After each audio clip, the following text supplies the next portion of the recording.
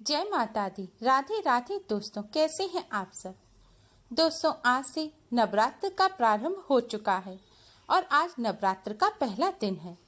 वह इस दिन माँ शैलपुत्री का पूजन किया जाता है। कहते हैं कि नवरात्र के पूरे 9 दिनों तक माँ के 9 अलग अलग रूपों की पूजा की जाती है।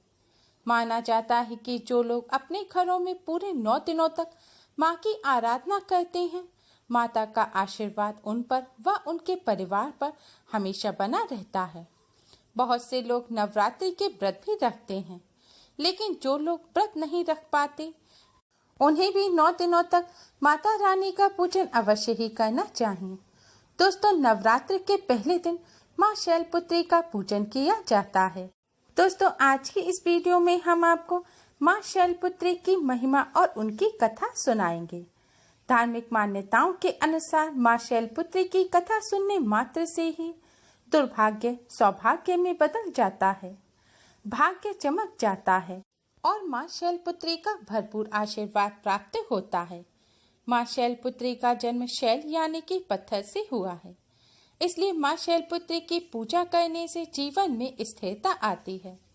अगर महिलाएं माँ शैलपुत्री की पूजा करती हैं तो उनको जीवन में सौभाग्य की प्राप्ति होती है। माँ शैलपुत्री पिछले जन्म में माँ सती थीं, इसलिए माँ शैलपुत्री की पूजा करने से वैवाहिक सुख भी प्राप्त होता है।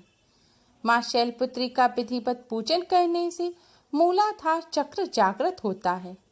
शास्त्रों के अनुसार माँ शैलपुत्री चंद्रमा पर अधिपत्य हैं। माँ शैलपुत्री अपने भक्तों को सभी प्रकार का सौभाग्य प्रदान करती हैं। माँ शैलपुत्री की पूजा करने से चंद्रमा के सभी दोष भी समाप्त हो जाते हैं।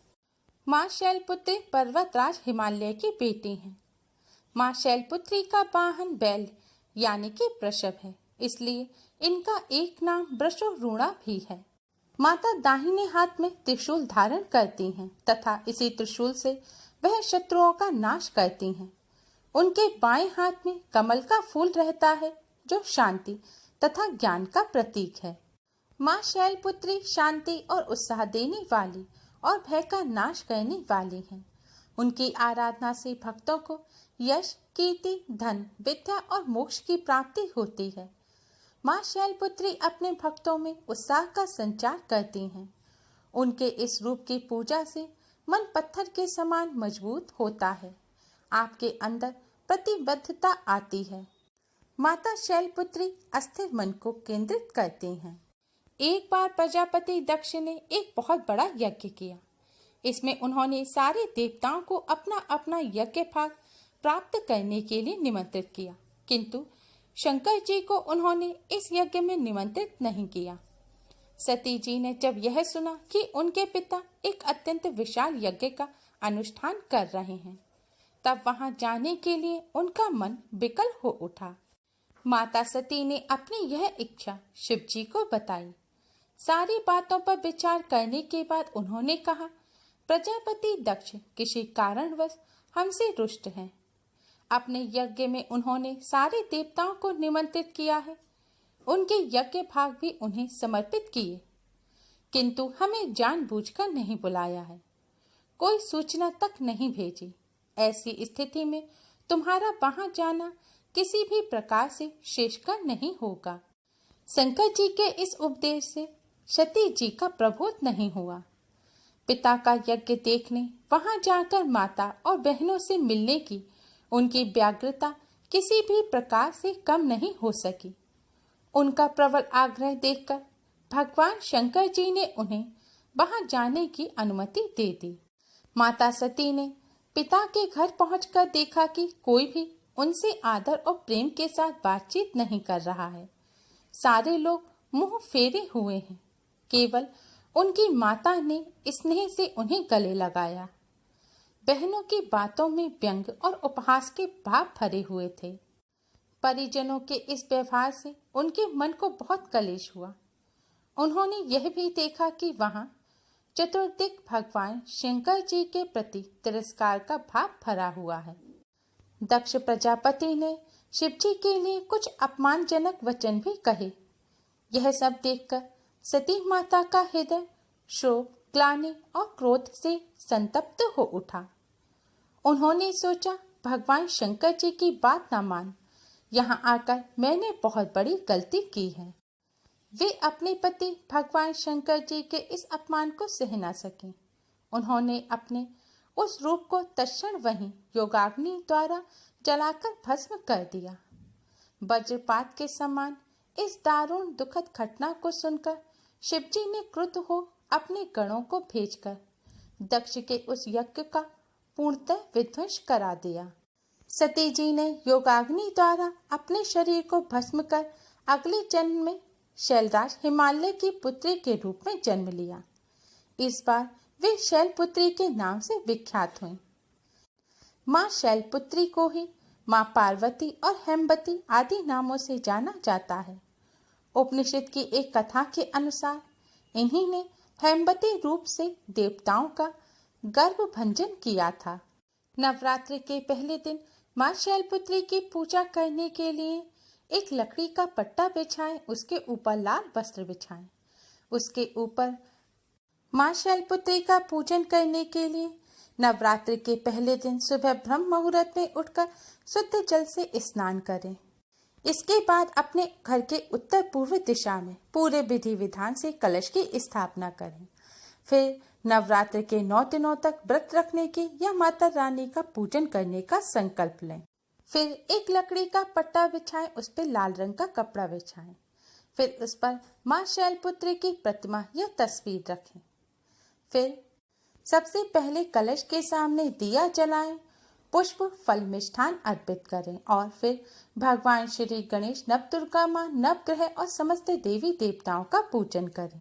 इसके बाद माँ शैलपुत्री का पूजन करें। माँ शैलपुत्री का पूजन करने के लिए चौकी पर पहले केसर से शम लिखें। फिर शम के ऊपर मनोकामना पूर्ति गुटिका रखें। इसके बाद हाथ में लाल पुष्प लेकर देवी शैलपुत्री का ध्यान करें और यह मंत्र बोलें। मंत्र है, ओम ऐं ह्रीं क्लीं चामुंडाय विच्छे, ओम शैलपुत्री देव्यै नमः। ओम ऐं ह्रीं क्लीं चामुंडाय विच्छे, ओम शैलपुत्री देव्यै नमः। मंत्र के साथ ही हाथ के पुष्प और मनोकामना गुटिका आप माता रानी के चरणों में अर्पित करें। इसके बाद माँ शैलपुत्री के इस मंत्र का कम से कम 108 बार जाप करें। मंत्र है, ओम शम शैलपुत्री देव्यै नमः। मंत्र है, ओम शम शैलपुत्री देव्यै नमः। 108 बार जाप करने के बाद आप माता रानी के सामने अपनी मनोकामना कहें और मनोकामना पूरी करने की प्रार्थना करें। इसके बाद दुर्गा सप्तशती का पाठ करें, माँ शैलपुत्री की आरती करें और ज्यादा से ज्यादा माता रानी का पूजन करें। नवरात्रि का प्रथम दिन माँ शैलपुत्री को समर्पित होता है।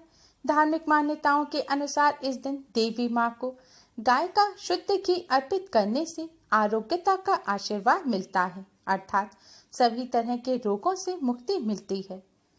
माँ को घी का भोग अत्यंत प्रिय होता है। माँ शैलपुत्री को घी अर्पित करने से सभी परेशानियां दूर होकर शरीर निरोगी रहता है। माँ शैलपुत्री को सफेद रंग की वस्तुएं अति प्रिय हैं, इसलिए नवरात्र के पहले दिन माँ को सफेद वस्त्र और सफेद फूल चढ़ाएं और सफेद रंग की मिठाई का भोग लगाएं। माँ शैलपुत्री की आराधना से मनोवांछित फल और कन्याओं को उत्तम वर की प्राप्ति होती है। माँ के इस पहले स्वरूप को जीवन में स्थिरता और दृढ़ता का प्रतीक माना जाता है। पहले दिन माँ शैलपुत्री स्वरूप की पूजा में सभी नदियों, तीर्थों और दिशाओं का आवाहन किया जाता है। नवरात्र के पहले दिन से आखिरी दिन तक घर में सुबह शाम कपूर जलाकर माता रानी की आरती अवश्य ही करनी चाहिए।